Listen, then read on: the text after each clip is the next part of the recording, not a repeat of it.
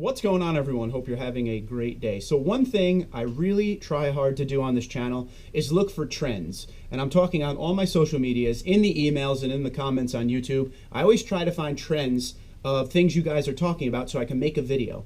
Well, recently, a lot of things that have been said have to do with the Tundra suspension, the stock suspensions that come on the Tundra, and how a lot of you guys really don't like what comes on the Tundra. So I'm going to show you 3 examples and then we'll come back and talk about it. Okay, Gus from Instagram says, I'm disappointed in the suspension. Unless you have the Pro, the ride is god-awful. I've had it like a little over a year and already changed out the tires and suspension. All right, this email is from Rob, and he says, I test drove the Platinum and was pleasantly surprised how much better it drove than the TRD double cab. I took it on a long drive through various types of roads, and it rode really well.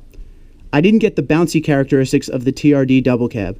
I see a Platinum Tundra in my future. On YouTube, Big P Tundra says, I would never buy a TRD Pro.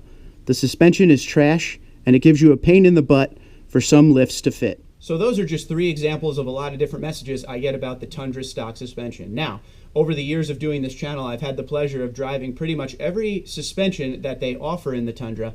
And I feel like the one that I agree with a lot of you guys on is the double cab Tundra with the TRD off-road suspension, which gives you a Bilstein shock.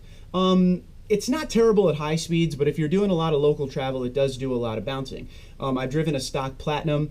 That felt really good on the road, not a lot of bouncing or anything like that. The Platinum and the 1794, the higher trim Tundras always feel a little bit heavier to me, and they kind of float across the road really nicely. The TRD Pro suspension, I want to focus on this for a minute. Now, everybody's different, and everybody's opinion is going to be just a little bit different here and there between people. But I will say the TRD Pro Bilstein suspension that was on the 15 to 17 rode really nice at high speeds, was a tad bumpy at low speeds, but the Fox TRD Pro suspension that comes on the 2019 and up, to me, so far in owning this 2020 TRD Pro, has been amazing. It really isn't bad at all, even over terrible roads. You do feel it you feel it a little. There's a little feedback from the road, which to me is no big deal. But overall, it rides the bumps really nicely. So I'm a big fan of the Fox TRD Pro suspension. My dad has a 2018 Limited. He has the 20-inch wheels on there. No TRD suspension whatsoever. It's just a regular stock suspension from the Tundra. It doesn't feel bumpy at all. It rides really nice. I've driven a stock SR5 with no TRD. There wasn't a lot of bounce there. The only bounce I've ever felt is double cab TRD off-road, and there is a little bit of bounce in just the double cab with no off-road package. Now, a lot of people have asked, is the reason there is more bounce and a rougher ride in the TRD double cab versus the Crew Max, is it a weight thing? I wouldn't say it's a weight thing because overall the weight is actually very similar. I think there's like a 300-400 pound difference between the two trucks, and it depends on what trim you get and what equipment you get on the truck.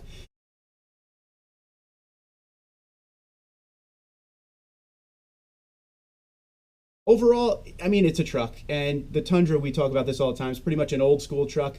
The way it's built and everything versus today's, coilover suspensions and things they offer out there, air ride suspensions. So it is a little bit rougher than a lot of the options out there, but I really don't see a problem with the TRD Pro suspension at all. TRD off-road suspension, like I said, at lower speeds, it is a little bit bumpy, but I've never been in a Tundra where it's truly annoying. But I'm going to you guys, so in the comments below, let me know what you think. Like I said, this is just 3 examples of a lot of different messages I get about how much people don't like the suspension. I know a lot of you, the minute you buy your Tundra, you go out and you buy a different suspension. So if you're one of those folks who's done that as well, feel free to talk about your situation below and what you went with and what height you went with and all of that. But overall, I don't really have anything too negative to say about the ride on the Toyota Tundra in general. But like I said, comment below. Let me know what you think. Are you a fan of the stock suspensions that come on the Tundra, or are you absolutely against what they offer? But you could also do what I did and talk about